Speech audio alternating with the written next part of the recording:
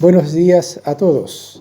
Abrimos el programa Caminemos Juntos, el espacio de CAF, un camino de desenvolvimiento espiritual. Les damos la bienvenida y el agradecimiento por haber sintonizado esta frecuencia y compartir con nosotros, que estén dispuestos a compartir con nosotros estos minutos a través del camino espiritual, a través de las partes que queremos tratar acerca del desenvolvimiento espiritual. Estamos hoy acá, Juan Carlos, Félix, Manuel, Miguel y quien les habla José, compartiendo esta mesa para... me están diciendo que también está Roberto Molina en los controles, como siempre. No somos nada. Muchas gracias, Roberto, y bueno, gracias por sintonizarnos otra vez.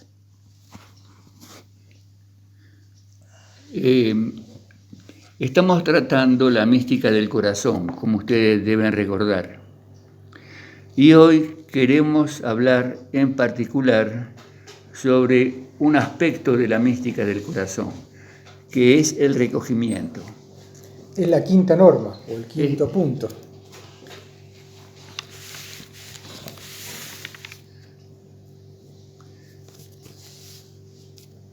Como ustedes recuerdan, este curso está pautado en normas, y esta es la quinta norma. Vivir con recogimiento es seguir moviéndose y atendiendo a la realidad exterior, pero sin ser tomado por los movimientos exteriores ni por el mundo exterior. El recogimiento es la distancia interior que el alma pone en forma continua entre ellas,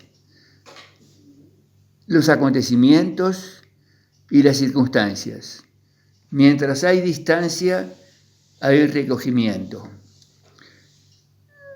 A veces puede suceder, y en la comunidad sucede, que estamos en una situación un poco de estrés, aunque parezca paradójico, por la cantidad de trabajo que se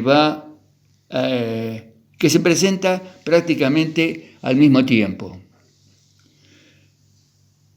Si uno se deja arrastrar por la urgencia, se deja arrastrar por la necesidad de dar una respuesta inmediata, no hay distancia entre los hechos y uno.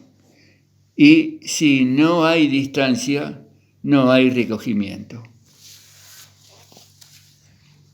El recogimiento en realidad es una práctica que surge a través de un ejercicio. No es que uno naturalmente, por llevar la vida que nosotros llevamos, por ejemplo, el recogimiento forma parte de nuestra vida. Es un ejercicio que nosotros tenemos que hacer toda la vida. Y aquellos que quieren llegar a lo divino, que quieren transitar un camino, que quieren encontrar la ruta por la cual unirse a algo que lo trasciende, necesita de esta práctica, necesita de este ejercicio, necesita hacerlo consciente para que se pueda incorporar naturalmente en la vida. Y de esa manera uno se encuentra ligado a lo trascendente, ligado a lo divino. Posiblemente, cuando uno se pregunta ¿de qué tengo que tomar distancia? ¿Cuál es ese recogimiento? ¿Cuál es esa distancia interior que el alma pone en forma continua?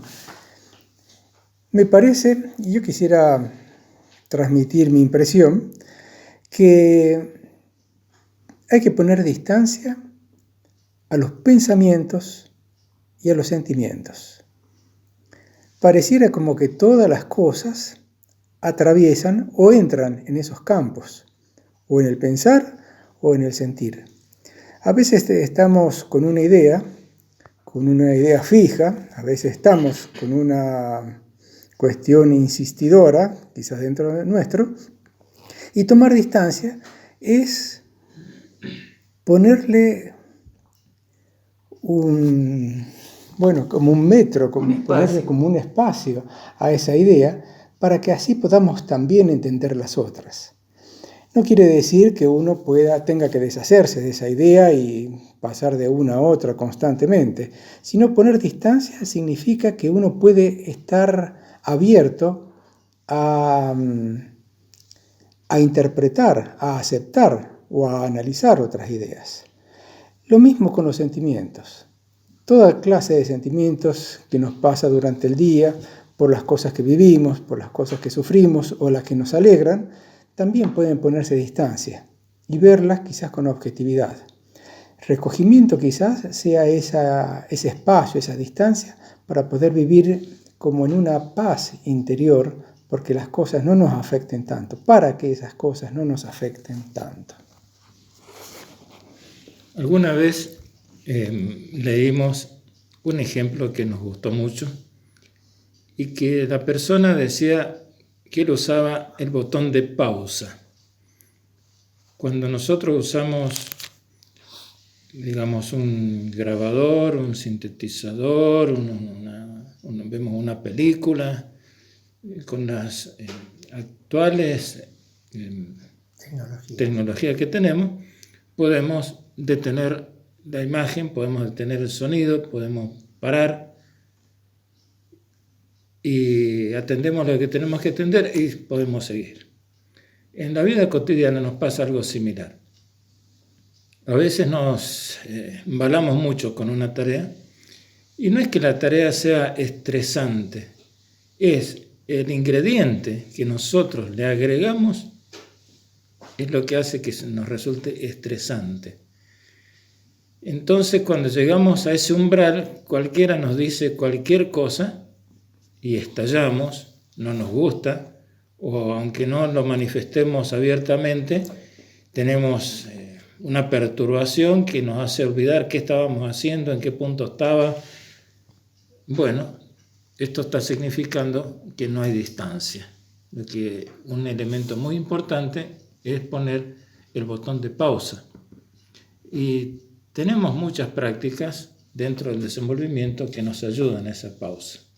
Desde levantarnos temprano y elevar nuestro pensamiento, detenernos, hacer actos de detención en cualquier momento del día, tratar de meditar, la oración, todo eso son recordatorios que nos sirven para detenernos, para parar. Ahora, el hombre, todos los hombres, hablo de los hombres en sentido genérico, somos un cúmulo de sentimientos, de emociones, de sensaciones y generalmente las situaciones exteriores o las relaciones nos afectan de una manera u otra. Si nosotros nos sentimos afectados, es decir, sentimos que nos tocan, no tenemos la distancia suficiente.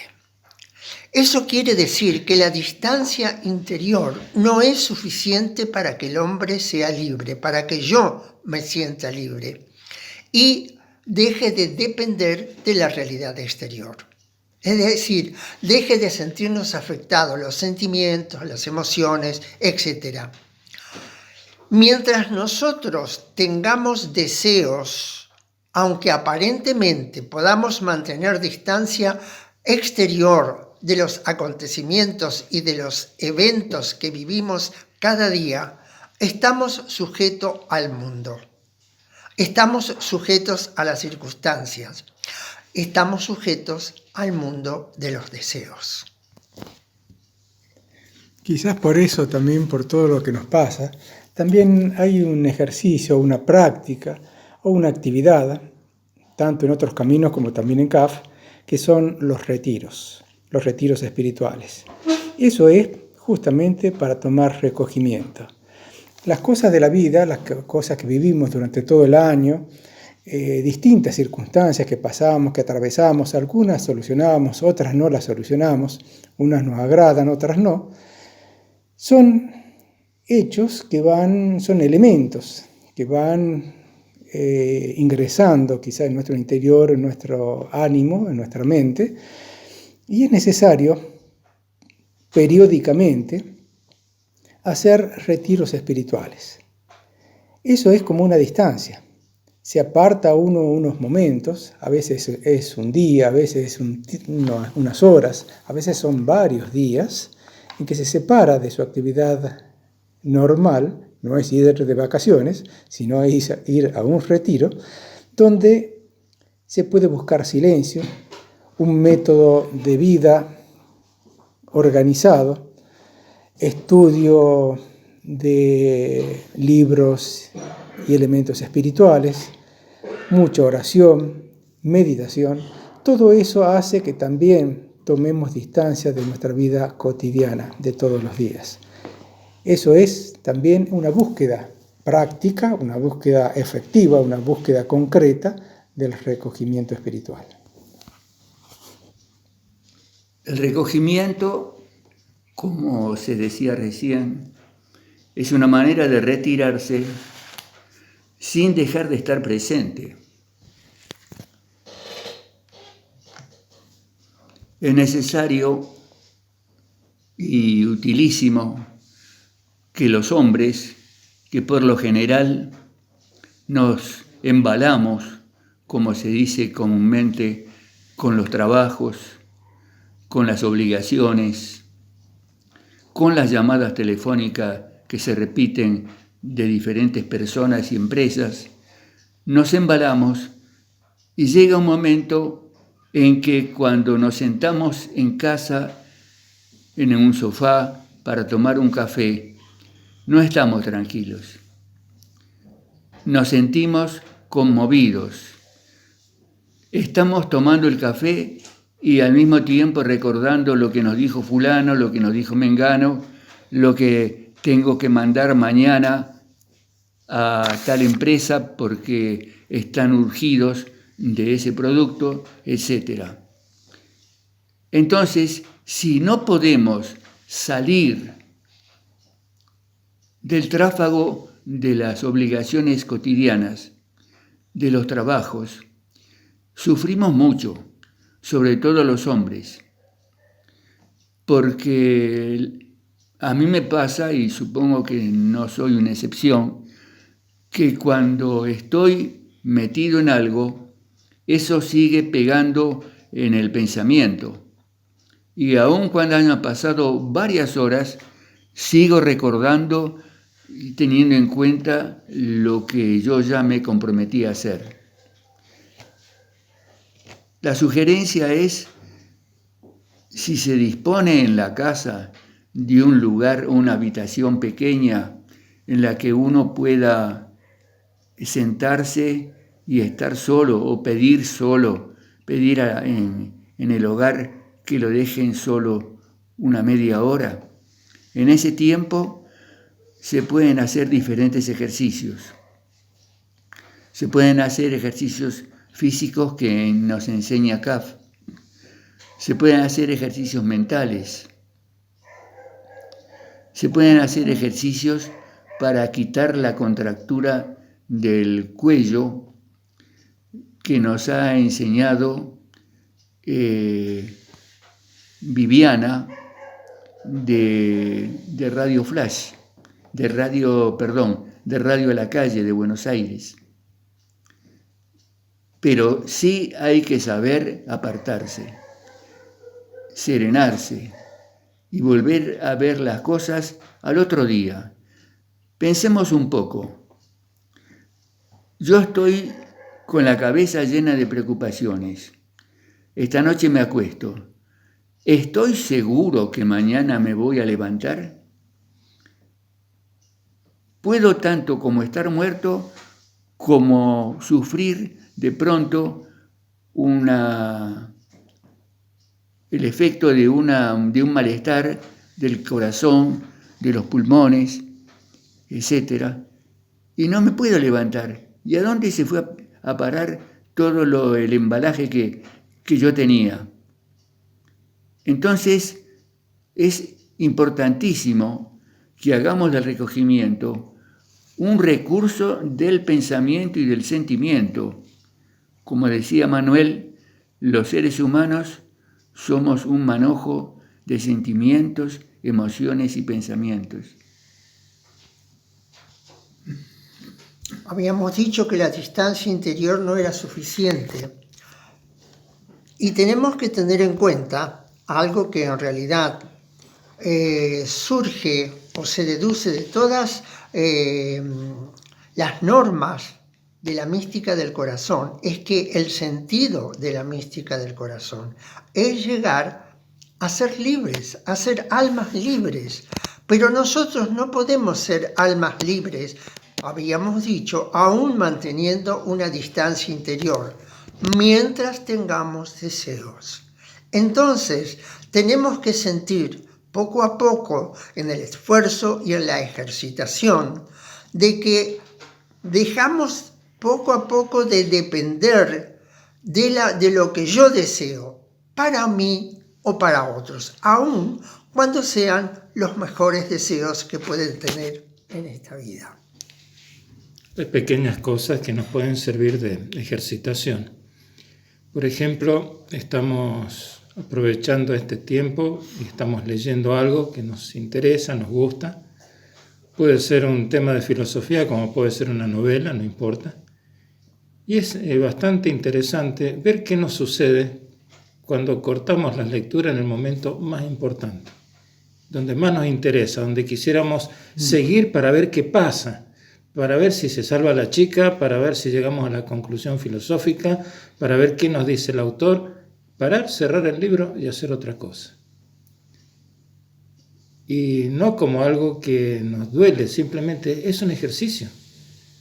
Nos gusta mucho algo, una comida, un postre, y nos servimos una porción menor, o ese día no nos servimos.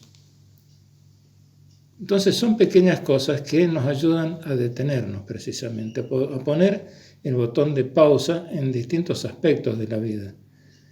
Y se nos ocurre una idea muy brillante y hay alguien que está hablando y no importa si es mejor o peor, según mi parecer, lo que está diciendo.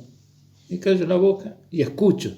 Bueno, son todas pequeñas cosas que nos ayudan a salir del centro, a poner botón de pausa, a esperar, a detenernos.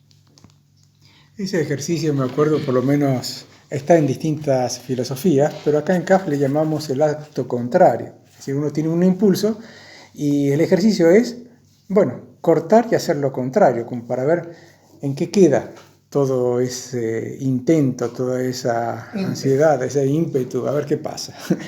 Bueno, ahora lo que pasa es que vamos a ir a la música. Gracias, vamos a ir a disfrutar de la música. Hasta pronto, ya volvemos.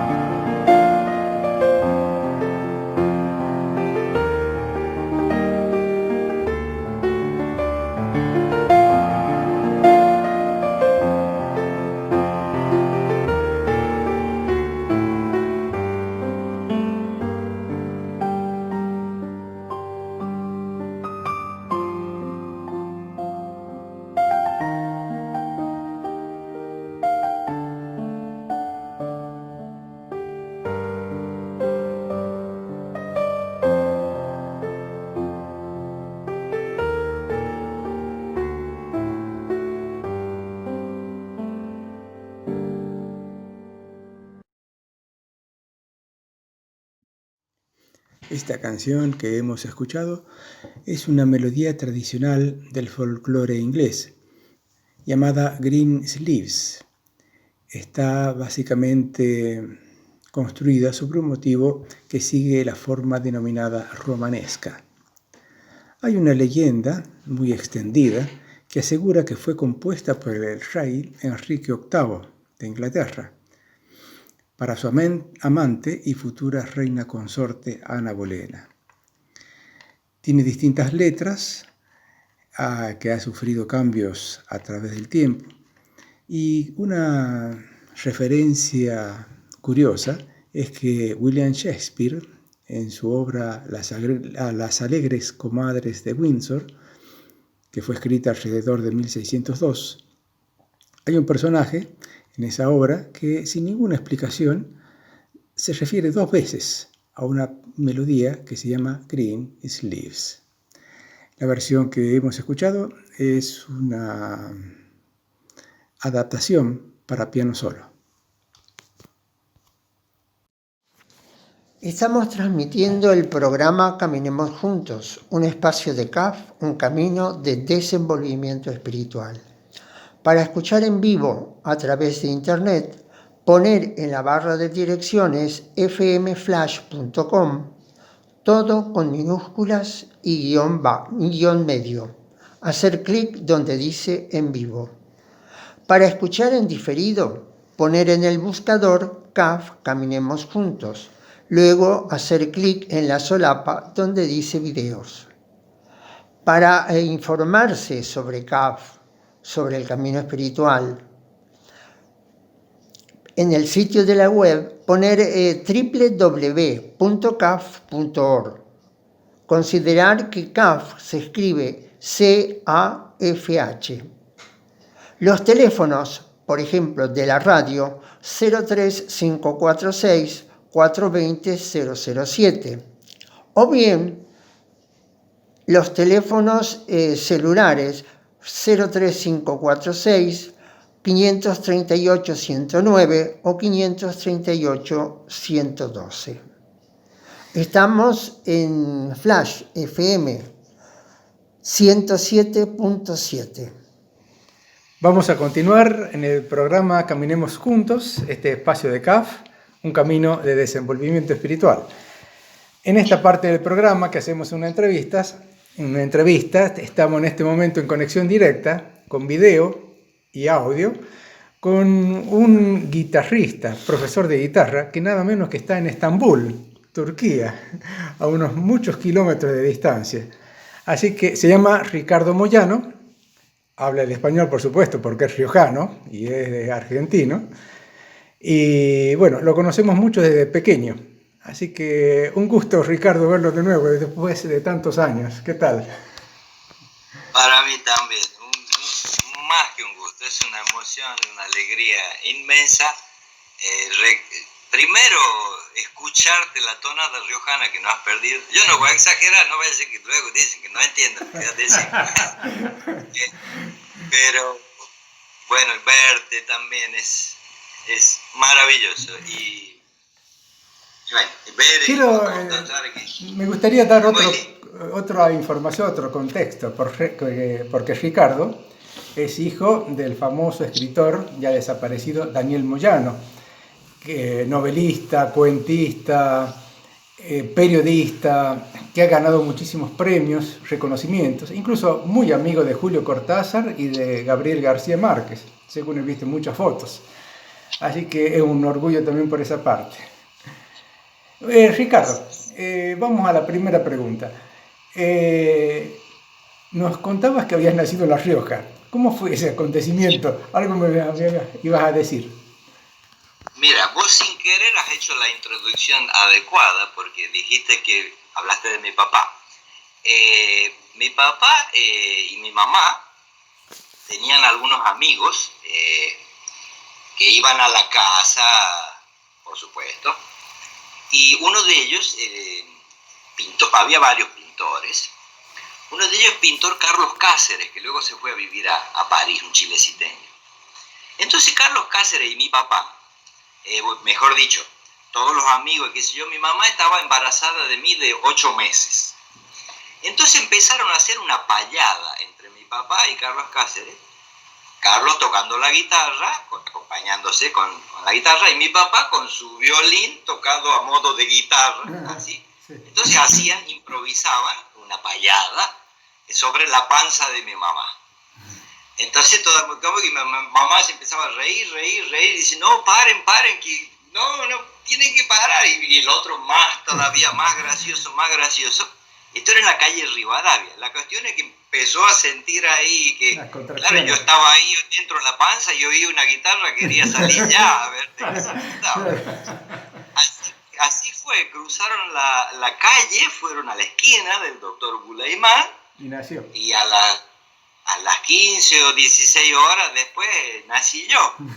Y por payada donde había guitarra. O sea, entró en la payada. Pues sí, ya estaba predestinado. Claro. Entonces, claro, desde luego de chico hice una vida normal, de niño, como todos los niños, pero la música siempre estaba más o menos presente, porque, como vos recordarás, el papá tocaba el violín, la mamá era profesora del solfeo, entonces escuchábamos música en la casa, y además la música en vivo todavía se oía mucho, se oían guitarras siempre por ahí.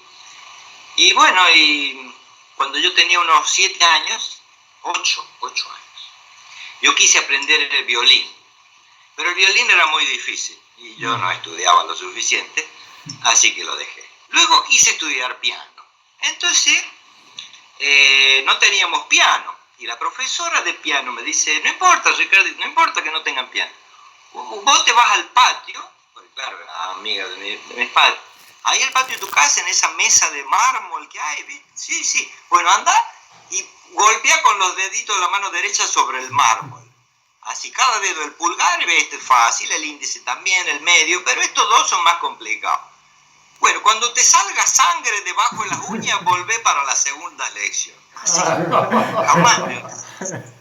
Entonces, obviamente, un niño no entiende bien el margen entre realidad, ficción, fantasía.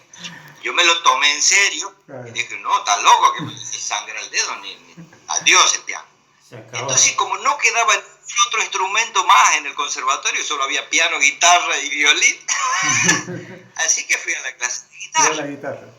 Y entonces ahí empecé, que eran maravillosas esas clases porque eran todos los días por las mañanas, nos sentábamos todos los chicos en un banco, esperando que el solcito mañanero entrara por la ventana, había un momento que entraba, entonces que reflejase en la tapa de la guitarra y con esa encandilar al profesor que estaba sentado en el fondo intentando dormir. Esas eran las clases. Y después teníamos un recreíto donde salíamos a jugar con una pelota de trapo. Pero de tanto insistir en eso, y claro, cuando terminaba la clase, el profesor Frega, Francisco Frega,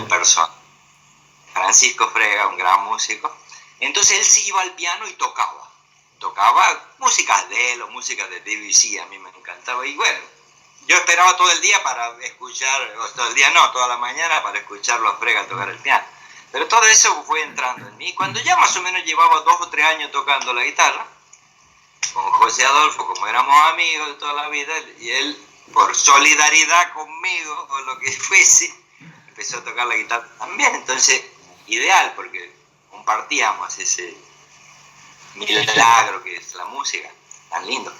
Entonces era muy fácil porque él era muy estudioso, entonces todo lo difícil lo hacía él y yo hacía lo facilito y sonaba bárbaro, claro, porque él hacía lo difícil, yo hacía lo...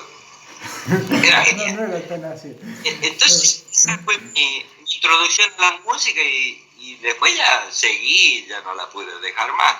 La dejé 2 o 3 veces, pero volví. No se pudo. Ajá. Pero bueno. ¿Cómo fue, Ricardo? Nos está acompañando, ahí lo vemos tomando un café turco, ¿eh? Sí. Bueno, ¿cómo fue, Ricardo, entonces la emigración? ¿Cómo fue que salieron de La Rioja? Hicieron toda una trayectoria por Madrid, Europa y ahora en Estambul. más o Sí, menos sintético, así. porque si no va a ser muy largo.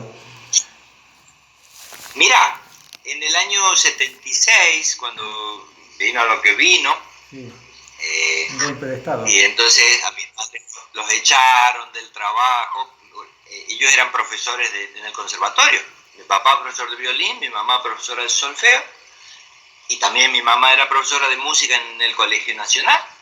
Entonces, como los echaron, quedaron sin trabajo y estaba mal todo, a mi padre también lo detuvieron, pero afortunadamente lo soltaron.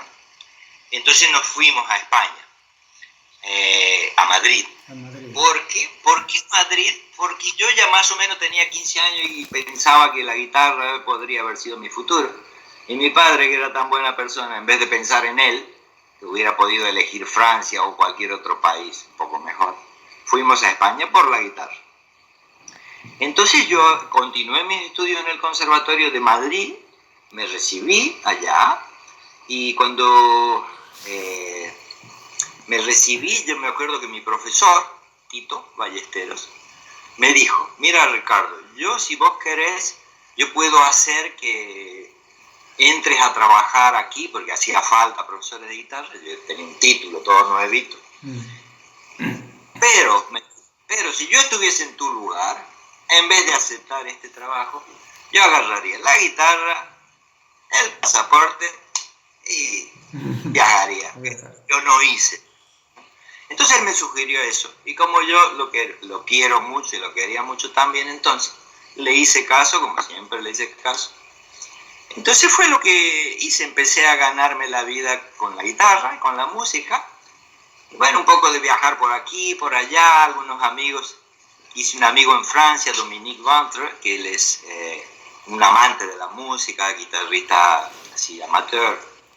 Entonces él me dijo: y venite aquí a Francia, aquí en mi departamento podés estar un tiempito hasta que encuentres algo. Entonces me fui a Francia, yo pensando que iba a hacer carrera con lo que había aprendido en el conservatorio. Pero claro, al llegar a París me enteré que había miles de guitarristas esperando un puesto de profesor de guitarra. Sí. Yo recuerdo que yo presenté el papel, el currículo en todo, y recuerdo que una persona me contestó de un conservatorio. Dice: muchas gracias, hemos recibido su propuesta, que la atenderemos, pero le avisamos que hay 2.200 y pico personas antes de mí, profesores de guitarra aplicando para... Ahí entendí que no, si no tenías enchufe no ibas a poder trabajar. Entonces, ¿qué era? Argentino.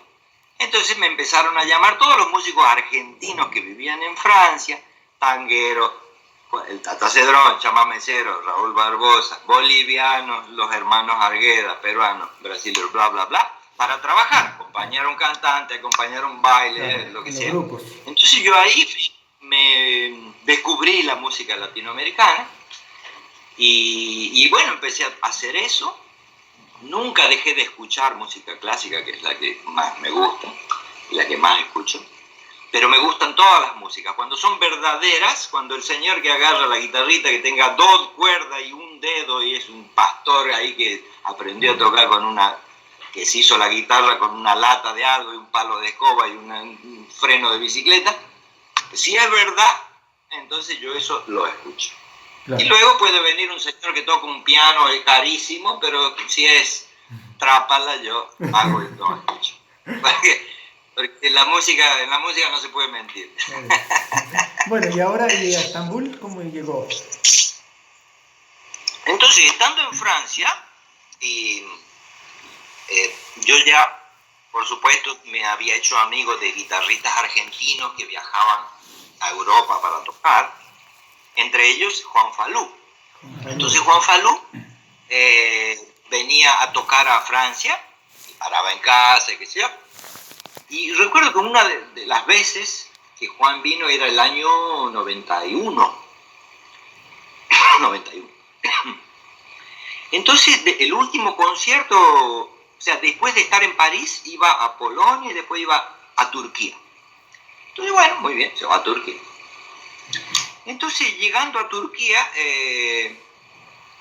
está en la casa de alguien y le ponen un cassette, le hacen escuchar un cassette, dice: ¿usted sabe quién es este que toca aquí?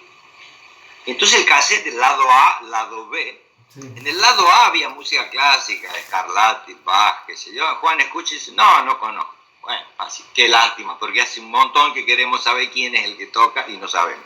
Entonces siguen hablando y qué sé yo, pero la máquina siguió, terminó el lado A que nadie escuchó y empezó automáticamente a tocar el lado B. Sí. Y eso correspondía a un concierto que yo había dado donde tocaba primera parte de música clásica y segunda de música latina.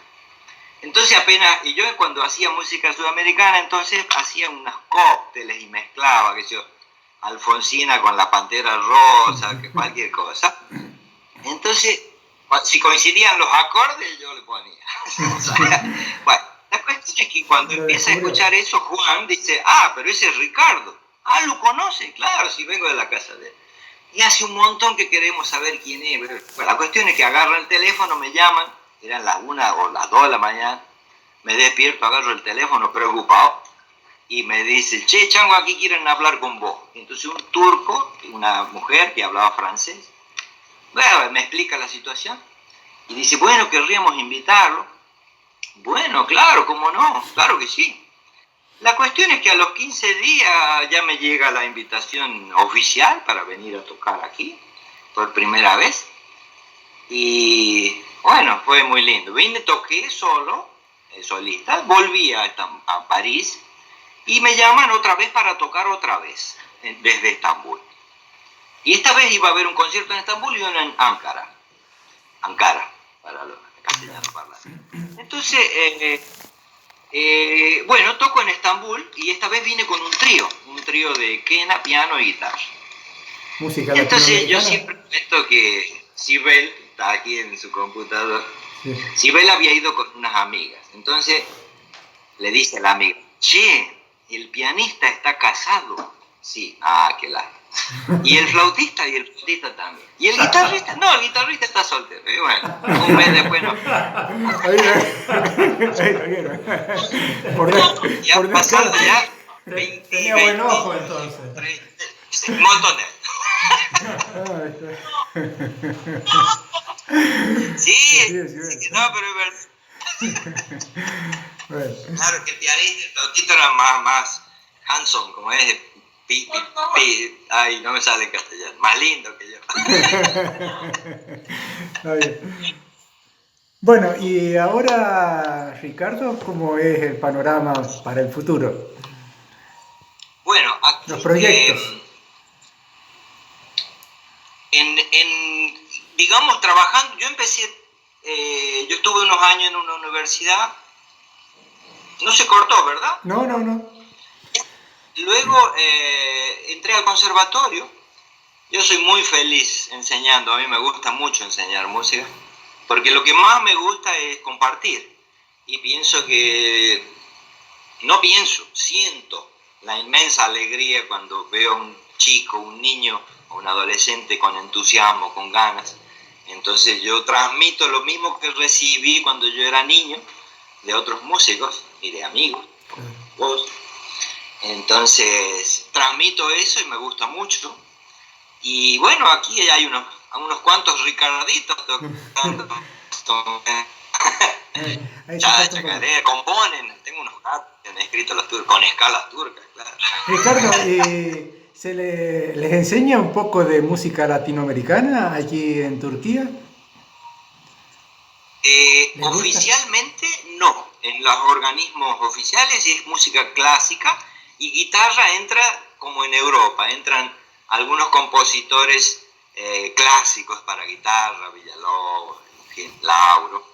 Lauro vino mucho a tocar a Turquía. Antonio Lauro, un gran guitarrista venezolano. Dio muchos conciertos, muchísimos en Turquía.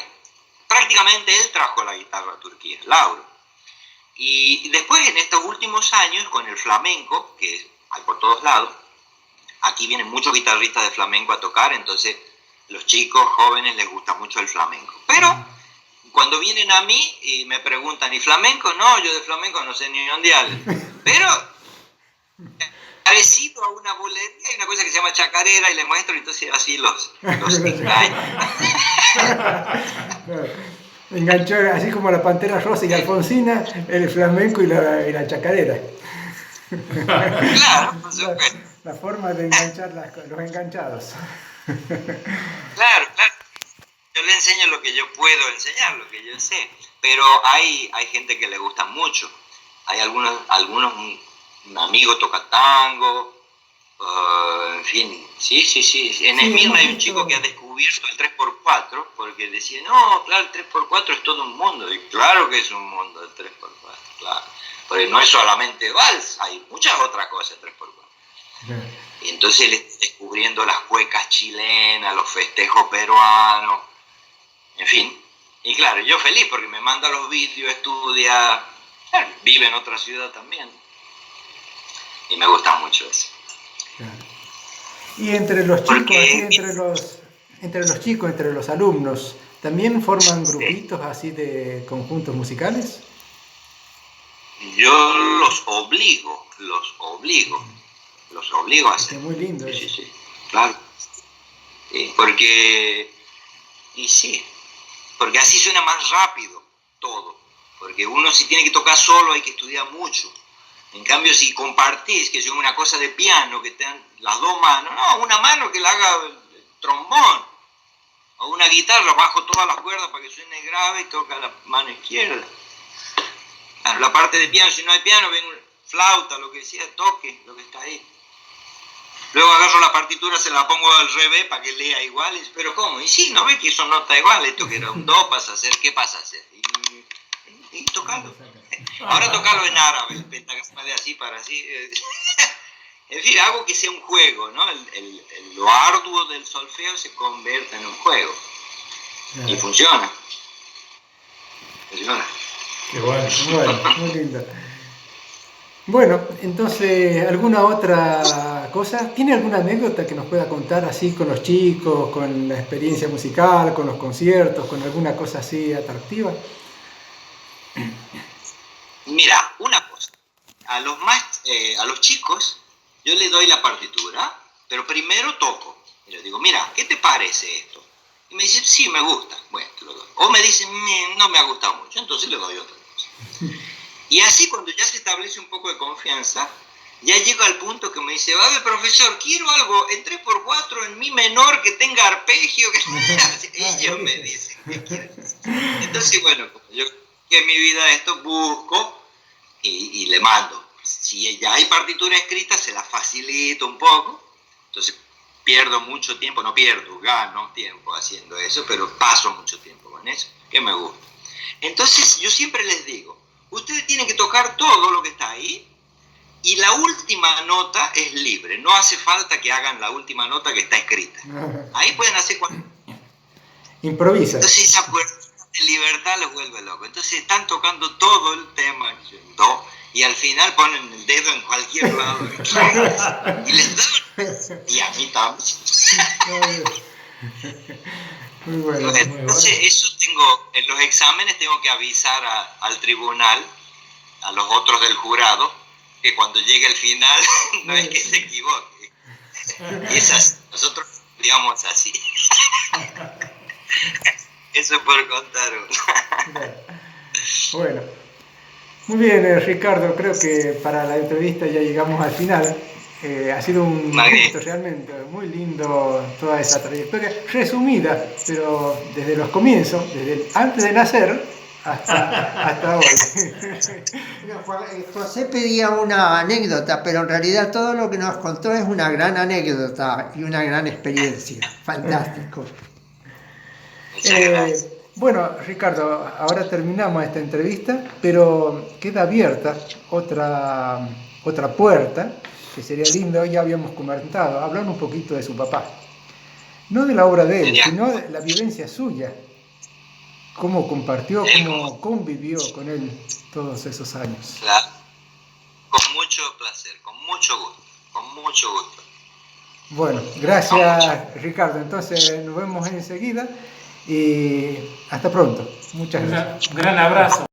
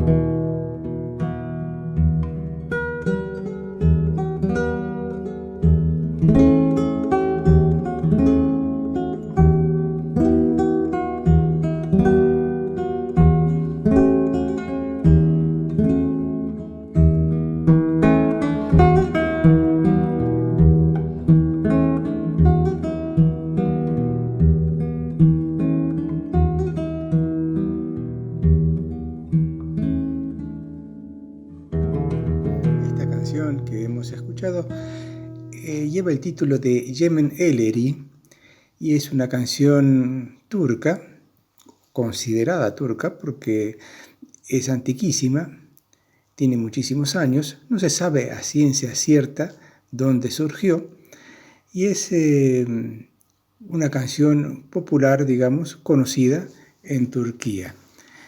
Es una canción lenta, suave, triste, equivalente, como nos decía Ricardo, a lo que aquí en Argentina podría ser una vidala o una baguala. Entonces, y esta versión que hemos escuchado es la que toca propiamente Ricardo Moyano. Recordemos también a nuestros amigos de Radio Vuelos, que están todos los sábados de 16 a 17 horas. A pesar de la cuarentena, se las han ingeniado para poder estar con nosotros y darnos ese hermoso programa en vivo, porque tienen más tecnología que nosotros. Estamos en el programa Caminemos Juntos, un espacio de CAF, un camino de desenvolvimiento espiritual. Y esta vez los invitamos a caminar también por otro aspecto, por otro camino de nuestra vida normal de todos los días. Es que la semana pasada nosotros hablamos y conversamos un poco acerca de la risa. Y hoy, para no quedarnos sin el otro polo, tenemos que ir a lo opuesto, al llanto, que también tiene muchas connotaciones, no es que son malas, es una cuestión humana, una cuestión natural, una cuestión de la vida cotidiana, ¿no? Entonces el tema de este bloque es el llanto. Quizás no sea opuesto, sino complementario. En realidad sí, claro. El término llanto en general se describe como a alguien que derrama lágrimas por un estado emocional. La acción de llorar se ha definido como un fenómeno motor que es bastante complejo y se caracteriza por derramar lágrimas del aparato lagrimal sin que esto produzca irritación en los ojos. Se estableció una red biológica neural entre el conducto lagrimal y las áreas del cerebro humano implicadas en la emoción. Es decir, no hay llanto sin emoción.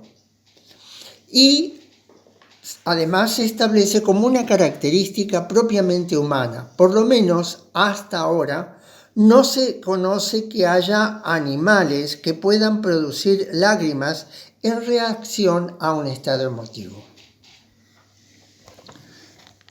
Según un estudio de más de 300 adultos, por término medio los hombres lloramos una vez cada mes y las mujeres al menos 5 veces cada mes, especialmente antes y durante la menstruación, cuando el llanto puede tener lugar hasta 5 veces más que lo normal. A menudo sin razones obvias como la depresión o tristeza. Algunos opinan que los beneficios físicos y psicológicos del llanto no han sido comprobados aún por la ciencia. Sin embargo, las encuestas, el 85% de las mujeres y el 73% de los hombres aseguran sentirse mejor después de llorar. Las lágrimas producidas durante el llanto emocionado o emocional tienen una composición química que difiere de otros tipos de lágrimas. Están compuestas de cantidades más altas de hormonas. No vamos a dar los nombres para no complicar las cosas. Y elementos químicos como el potasio. La función del llanto. Las teorías incluyen las que son simples, como una reacción al dolor causado, y las que son más complejas, que incluyen la comunicación no verbal para obtener ayuda de otros. Existen diferencias culturales y sociales que explican por qué algunos individuos lloran más que otros, como por ejemplo la procedencia cultural y el sexo. Históricamente el llanto en las mujeres ha sido mejor tolerado y comprendido que el llanto en varones. debido a la influencia de los roles de género establecidos. Yo recuerdo que una vez, aquí en nuestra comunidad, falleció un hijo muy querido y lo estábamos velando en la sala central de lo que hoy es la administración. En ese momento me encontré con el delegado de la comunidad, que no era José en ese momento. No, que era José. ¿Eh? Era otro José. Sí, era José Luis Kucherauer, así. Y yo me dirigía allí a la sala central para orar. Y él venía, estaba cruzando la calle, de pronto nos vimos y nos abrazamos y lloramos los dos, uno en los hombros del otro. Hay momentos en que el dolor es tan grande que las lágrimas saltan solas. Y yo recuerdo eso todavía al día de hoy con emoción. ¿Qué sucede con los bebés? Que una de las características de los bebés es justamente el llanto, porque es para él, sobre todo los muy pequeñitos, el único medio de comunicación, tanto el llanto como la sonrisa. La mayoría de los bebés llegan al mundo llorando. Ahora bien... Y porque saben a dónde van, o a dónde vienen, mejor dicho. Exactamente. Su llanto carece de lágrimas porque al principio, cuando son muy pequeños o recién nacidos, pueden llorar, pero no tienen lágrimas porque los conductos, las glándulas que producen las lágrimas no tienen la madurez suficiente. Al poco tiempo, esas se desarrollan y ya sus llantos tienen lágrimas. Pero hay una característica, hay dos posiciones respecto al llanto de los bebés. Una posición dice que el bebé llora porque necesita algo. Por ejemplo, tiene hambre, está sucio, por ejemplo, y la madre es un modo de llamar la atención y sobre todo a la madre.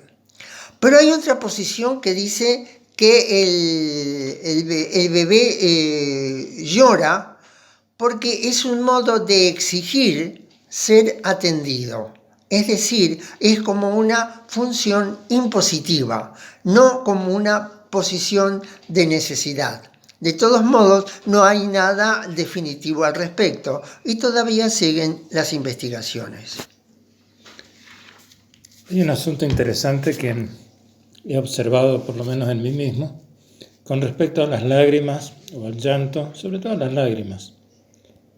Y es que, por ejemplo, estamos viendo una película.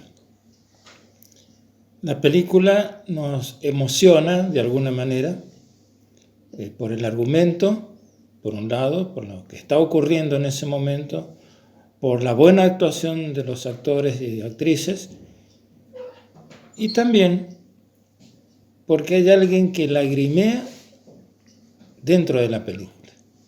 Es decir, hay como un acto reflejo, diría yo, que facilita que nosotros lloremos. Entonces, ¿hasta qué punto esta comunicación no verbal, ¿no es cierto?, nos está haciendo un puente con personas, con desconocidos, como suele ocurrir a veces cuando vamos, como recién se citaba, a un velatorio?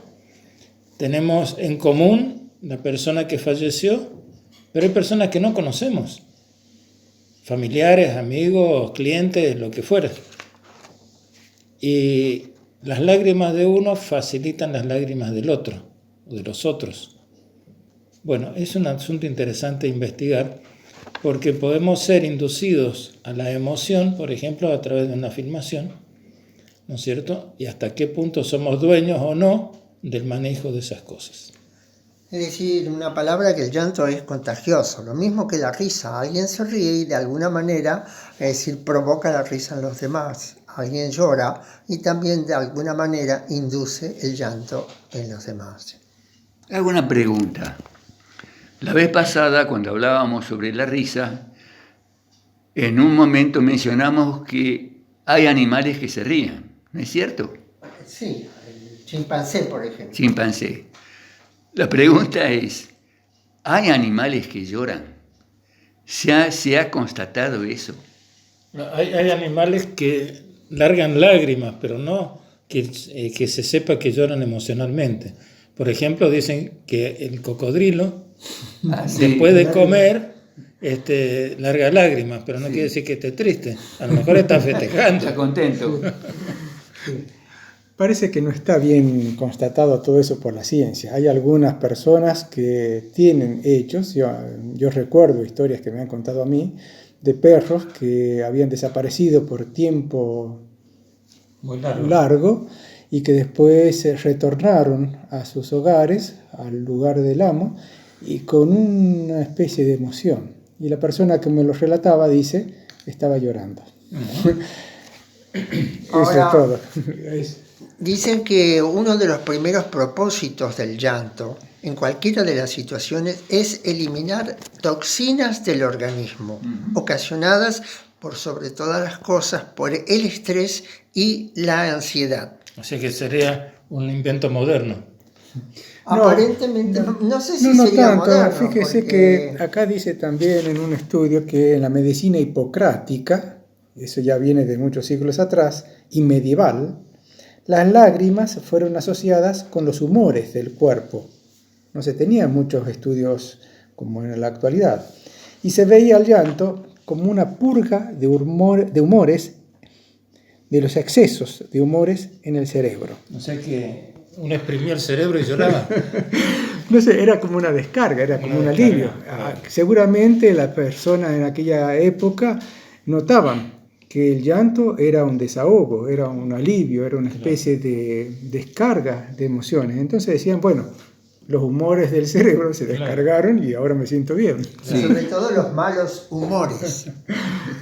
Sí, por eso sabemos que el llanto nos hace sentirnos mejor cuando lo vivimos.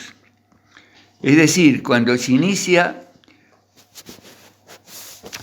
la risa o las lágrimas, tienen una duración determinada que no puede acortarse con facilidad.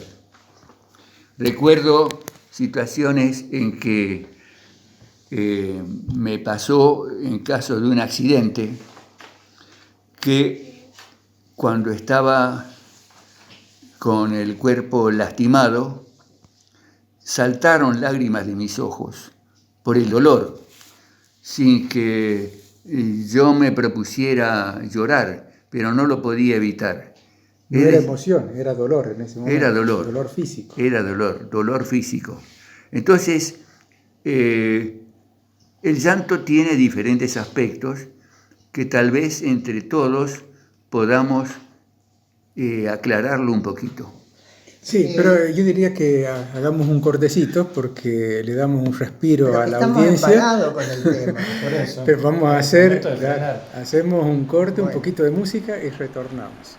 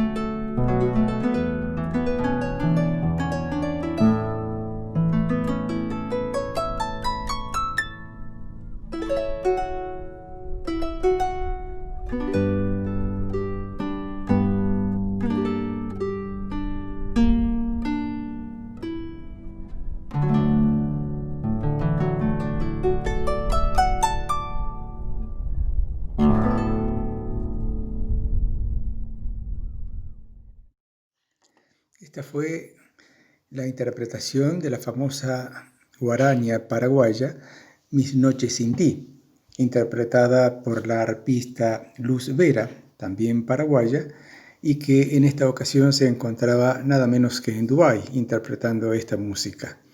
Música de Demetrio Ortiz, también artista paraguayo, nacido en 1916 y que falleció en Buenos Aires en 1975. Artista paraguayo, como dijimos, músico, compositor, dramaturgo y coreógrafo de danzas paraguayas. Continuamos con el programa Caminemos Juntos, un espacio de CAF, y queremos continuar con el tema del llanto. Estamos ¿Quieren desarrollando. seguir llorando? Queremos seguir llorando. Ave madre. Bueno, uno de los estudios de la Universidad de Los Ángeles nos explica que el llanto cumple también una función de advertencia. Nos está diciendo, algo pasa en el interior tuyo, poné atención. Hay épocas en que nosotros, cualquiera, y eso es experiencia de todos, nos sentimos frustrados por la situación que estamos atravesando, abrumados por algo sobre lo que deberíamos reaccionar y no lo hacemos. Es decir, cuando guardamos dentro de nosotros algo que necesitamos sacar afuera. Muchas veces eso se transforma en llanto porque no lo podemos concretar. El llanto profundo, auténtico, que nos permite desahogarnos plenamente, activa la función de las neurotrofinas, es decir... neurotrofinas. Es decir, algo que cambia el estado anímico y de alguna manera nos permite transformar lo que está adentro, sacarlo afuera y aliviarnos, como decía José anteriormente. Pero además es un medio de reparar situaciones internas que nos desequilibran. Hay un asunto interesante también relacionado con esto. Y es, por ejemplo, cuando nosotros tenemos un momento de dolor físico o emocional y que eso tiene que cumplir un ciclo determinado. Entonces, el organismo, toda la parte física y la parte emocional, la parte psíquica, diría yo también, cumple todo un proceso. Cuando ese proceso no se cumple adecuadamente, estamos guardando algo que sabemos que no está solucionado. Y eso va a generar alguna clase de problema. Y a veces uno guarda mucho tiempo eso porque es casi inconsciente. Y cualquier otra cosa, un buen día, desata esa carga que tenemos adentro y lloramos como nunca habíamos llorado y creemos que no sabemos por qué. Y está asociado con eso que no estaba completamente solucionado, un proceso que no había concluido. Y también es eso como un largo plazo. Y a corto plazo podemos ver también que es como una reacción emocional, que en cada persona una misma situación se puede dar de distintas maneras. Una vez un amigo me contaba que a raíz también de un accidente, un golpe grave que sufrió, no podía mover las piernas, y se largó a reír a carcajadas. Se reía y dice, yo no sabía por qué. Los médicos le dijeron, es que es una reacción nerviosa, nada más. Entonces algunas personas lloran ante una situación, otros se ríen de carcajadas y otros se enfurecen con la situación, consigo mismo, con lo que ocurrió, pero todo responde a lo mismo, es una reacción emocional. Las responsabilidades laborales, por ejemplo, nos hacen necesitar instantes a solas donde llorar unos segundos. Médicos, enfermeras, bomberos, policías.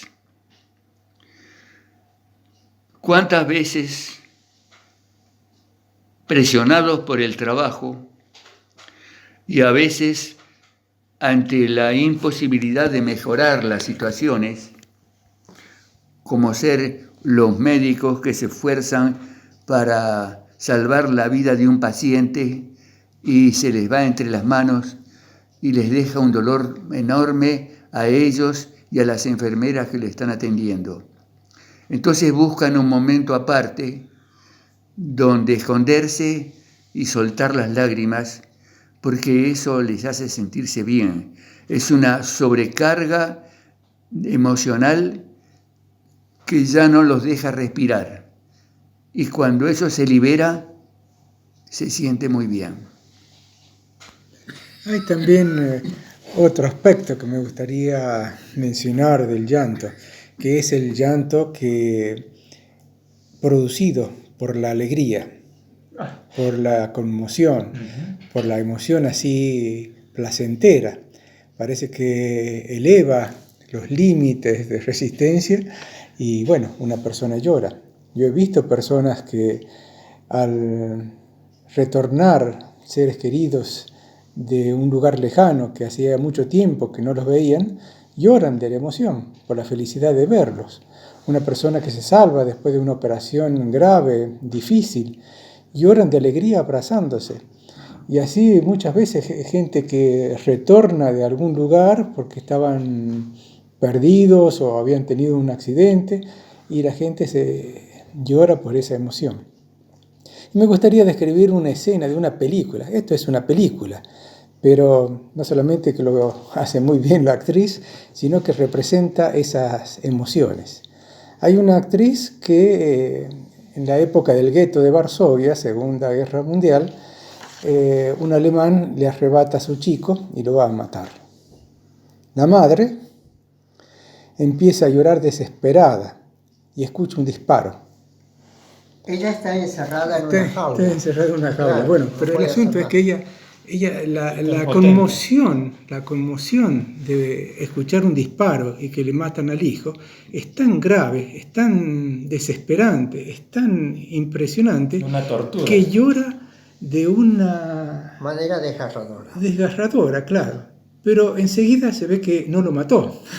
Tiró el tiro al aire y aparece el chico y llora, sigue llorando, pero se ve que el llanto es distinto, llora de alegría. Una cosa incontrolable, pero es tan buena la escena, tan bien actuada, que el llanto de desesperación se convierte en llanto de emoción. Ahora, hay un aspecto que es interesante, porque hay un aspecto cultural detrás del llanto. Y el aspecto cultural es, podríamos decir, el machismo. Las mujeres tienen menos inhibiciones de llorar, aunque sea en público, si es necesario. Pero los hombres tienen su reserva. Generalmente se le dice al chico, cuando es chico, los hombres no lloran. Entonces eso va creando un impedimento para que el hombre pueda deshacerse de sus tensiones, aun con todos los aspectos positivos que tenga el llanto, de hacerlo. Y muchas veces hasta de hacerlo en privado. Y si se busca un rincón solitario donde uno pueda desahogarse, donde uno se asegura inconscientemente que nadie lo está viendo ni oyendo, un llanto silencioso, porque no vaya a ser que los demás consideren que uno es menos hombre de lo que se supone que debería ser. Es una cosa, es un tabú social que yo creo que se ha ido rompiendo, que se está rompiendo, y que hay personas que ya no hacen mucho caso de eso, como recién se mencionaba acerca de los médicos. Una vez hablando con un médico precisamente, le hicimos la pregunta, ¿qué pasa con las emociones del médico? Y dice, somos seres humanos. Dice, cuando lloramos. Dice, no lo podemos hacer en el momento que estamos haciendo una operación, lo podemos hacer en un momento en que tenemos que estar con todas las luces encendidas, pero en algún momento tenemos que hacerlo. Es decir, el ser humano es un ser humano, con todo lo que eso significa, con todos los aspectos. Y el hecho de llorar, hoy sabemos que no significa que seamos menos. Quizás el significado de las lágrimas, de distintas clases de llanto, nos la puede dar hoy la química, por lo que estábamos leyendo. Entonces, según la sustancia que tengan las lágrimas, podemos saber si son de pena, si son de alegría, si son de ansiedad o de estrés. Estoy imaginando cosas como siempre. Respecto al machismo que decíamos hoy, según los estudios estadísticos que se hicieron sobre el tema, nos dicen que el llanto provoca, sobre todo en las mujeres, un alivio a la situación, al trance que está pasando o la situación que está viviendo. Pero no es así por el hombre, aunque él llore. Por lo menos en la mayoría de los casos. Bueno, yo no estoy tan seguro, en mi caso no es tan así. Hay una cosa también que yo no lo sé. Voy a leer el fragmento que hay acá y lo pongo a consideración. Las religiones tienen también sus propias interpretaciones del llanto. Para el misticismo judío, las lágrimas son una vía para conseguir un conocimiento superior. Es decir, llegar mediante el llanto a un estado de conciencia que permite la entrada de una verdad revelada. Como si la emoción ante lo divino, ante lo sobrenatural, lo incomprensible, abra la mente, abra el corazón a una nueva verdad, a una nueva comprensión de la naturaleza humana o del mundo. Lo dejo ahí como una pregunta, es lo que dice, no sé si es así. Recién estábamos preguntándonos si los animales lloran. El síndrome del maullido del gato es una señal de llanto. Yo lo he comprobado aquí en la comunidad cuando un gato se lastimó con un accidente que hubo aquí en el parque. Y el gato lloraba de dolor. ¿Por qué? Porque un alambre le había herido el cuello. Pero puede ser eso un gemido, más que un llanto. Pero era un llanto. Era un grito, un pedido de ayuda. Él pedía ayuda. Claro. Y lo notable es que un perro boxer que teníamos se acercó al gato y comenzó a lamerle la zona de la herida que estaba alrededor del cuello, cerca, inmediato a la cabeza. Y el gato se fue serenando. También el espasmo del llanto es una necesidad.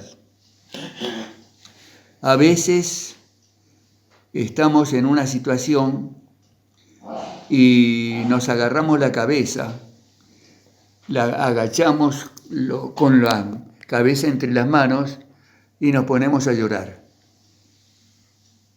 Sí, no, por mí yo tendría muchas más cosas para decir, pero creo que estamos con los tiempos ya... Sí, estamos muy en el límite. Sí. Diga, sí, un poquito. Creo que un aspecto importante también, otros de los tantos que estamos viendo acerca del llanto y de las lágrimas, es que precisamente hay una comunicación no verbal entre las personas, aún entre los desconocidos. Y eso nos acerca como seres humanos. Así como a veces nos reímos con un desconocido acerca de una picardía que hace un niño, a veces compartimos el dolor de un desconocido a través de las lágrimas y no sabemos por qué. Es un ser humano, somos parte de lo mismo. Yo creo que son de las cosas que nos están diciendo en voz alta al día de hoy, que no somos ni tan distintos, ni tan exclusivos, ni tan especiales. Somos todos seres humanos transitando por la vida y aprendiendo. Y tengamos en cuenta, el llanto ayuda y beneficia a cualquiera. Sí. Bueno, sí, vamos a terminar ya. Juan Carlos quiere seguir. Bueno, terminamos porque ya se nos hizo la hora. Estamos aburriendo a la gente. Los invitamos a seguir caminando juntos el próximo domingo, aquí con nosotros. Vamos a tener siempre temas para compartir y queremos compartirlos con ustedes. Muchas gracias por habernos escuchado y que tengan muy, muy buen día. Saludo de todos nosotros.